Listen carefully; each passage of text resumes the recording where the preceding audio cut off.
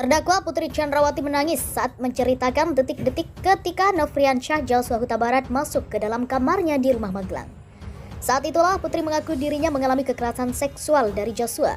Sementara itu Ferdy Sambo dalam persidangan sebelumnya menyebut Putri diperkosa oleh Joshua di Magelang pada 7 Juli 2022. Momen tangisan Putri terjadi saat ia diperiksa sebagai terdakwa di Pengadilan Negeri Jakarta Selatan Rabu 11 Januari. Awalnya Putri Chandrawati menuturkan bahwa dirinya saat itu sedang tidur di kamarnya, lalu ia mendapati Joshua tiba-tiba sudah ada di dalam kamar. Ketua Majelis Hakim Wahyu Iman Santoso menanyakan kapan Joshua masuk ke kamar Putri.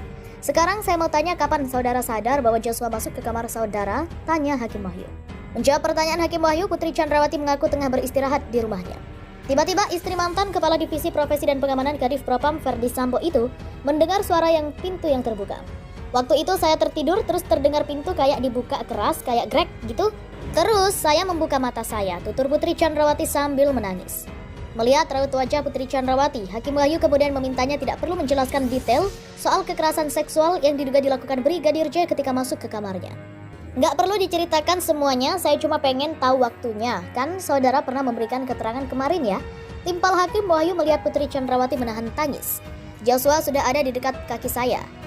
Jawabnya dengan suara bergetar sambil tangis.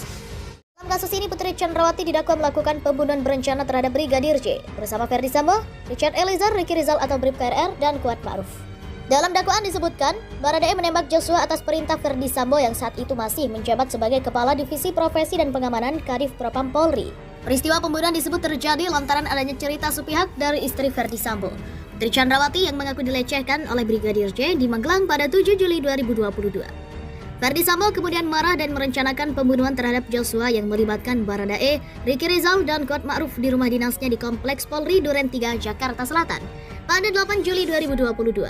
Akibat perbuatannya, Sambo, Putri, Richard, Ricky, dan Kuat didakwa melanggar pasal 340 KUHP, subsider pasal 338 KUHP JO, pasal 55 ayat 1 ke 1 KUHP JO, pasal 56 ke 1 KUHP. Kelimanya terancam pidana maksimal hukuman mati, penjara seumur hidup atau selama-lamanya 20 tahun.